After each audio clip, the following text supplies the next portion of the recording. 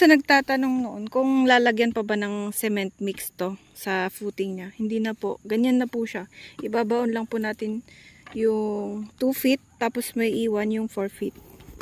Kasi overall to is 6 feet to eh. Yan. Tapos sisid-sidin yung lupa para hindi gumalaw. Tapos ititesting. Umuuga-uga pa naman. Titikas din yan. Yan. Pag nabasa naman to, lalo na pag maulan, sumisiksik naman yung ano, yung mga lupa. So, ito pa guys, oh. Ganyan. Ayos pa yan.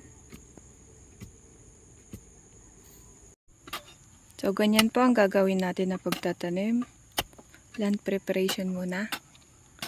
Bubungkalin muna natin yung lupa para pag tinanim na natin yung dragon fruit, buhaghag yung lupa. Hindi na mahihirapang mag-rooting yung dragon fruit.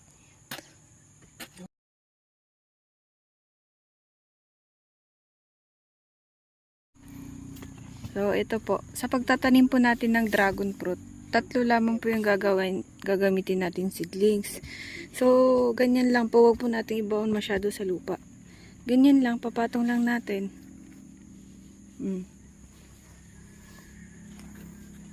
Side by side. Ganyan lang.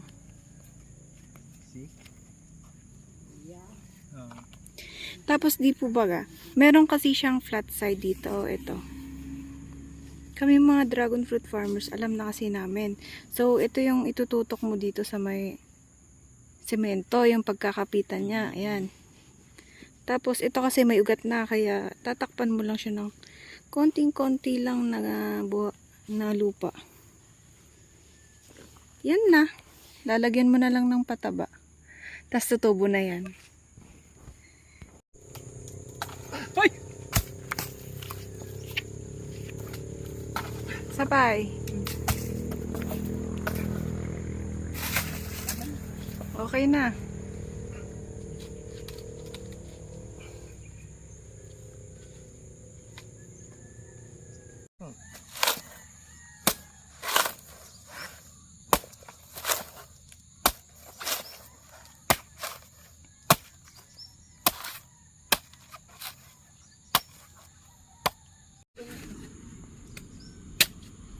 Ay, nandito po si